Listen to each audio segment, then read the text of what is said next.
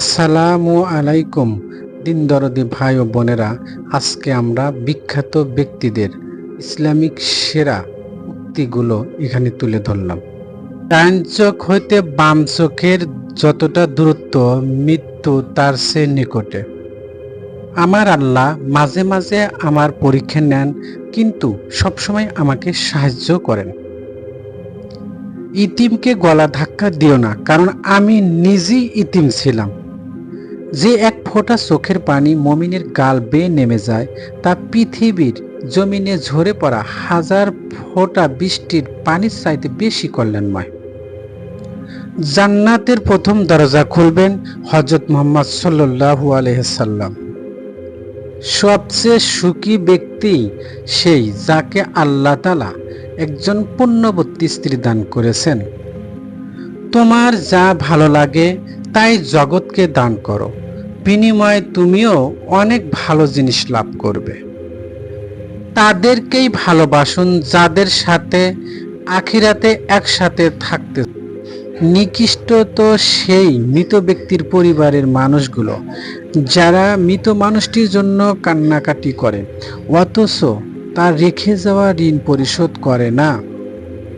প্রচুর পরিমাণে আলোচনার মাঝে জ্ঞান নির্ভর করে না, বরং জ্ঞান হলো এমন আলো যা আল্লাহ অন্তরের মাঝে স্থাপন করে দেন।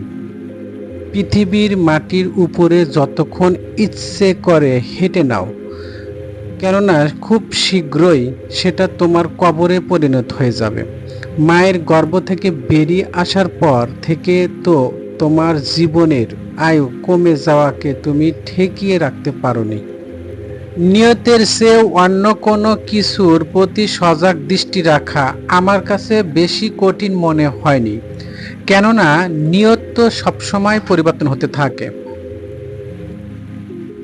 আপনার দ্বারা নেক কাজ সাধিত হলে আল্লাহ তাআলার প্রশংসা করুন, এবং যখন অসফল হবেন তার কাছে ক্ষমা প্রার্থনা করুন।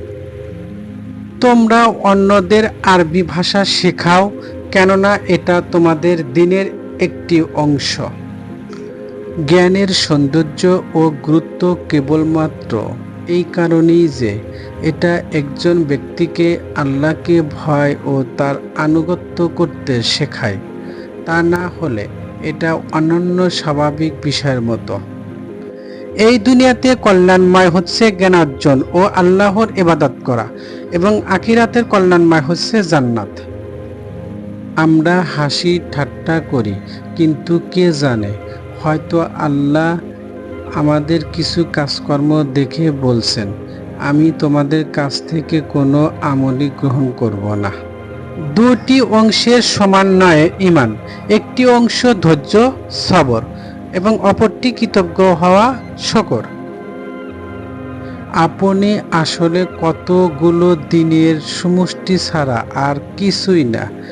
যখন একটি দিন পার হয়ে যায়, আপনার একটি অংশ ক্ষয় হয়ে যায়। খাবার এবং পানির চাইতেও মানুষের জন্য জ্ঞান বেশি দরকার, কেননা খাবার এবং পানি তাদের দিনে একবার বা দুইবার প্রয়োজন হয়, কিন্তু জ্ঞান প্রয়োজন তাদের প্রতিটি নিঃশ্বাসে। তুমি যদি পারো তো একজন আলেম হও, যদি তা না পারো তবে দিনের জ্ঞানের একজন ছাত্র হও। যদি তা না পারো তাহলে তাদের প্রতি ভালোবাসা দেখাও। যদি তুমি তাও না পারো তাহলে অন্তত পক্ষে তাদের ঘৃণা করো না। যে নিজে সতর্কতা অবলম্বন করে না, দেহরক্ষী তাকে বাঁচাতে পারে না।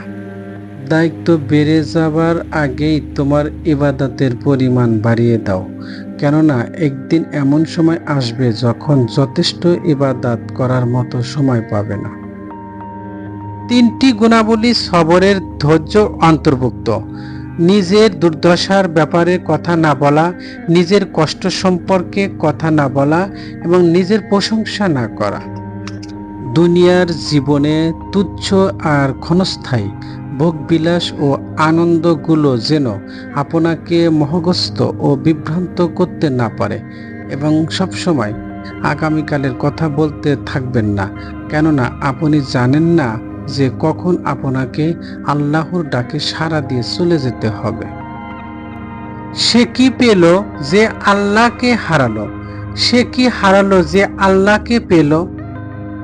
ভিডিওটি ভালো লাগলে অবশ্যই লাইক, কমেন্ট আর শেয়ার করতে ভুলবেন না এবং আমাদের চ্যানেলটি সাবস্ক্রাইব করতে ভুলবেন না। ধন্যবাদ।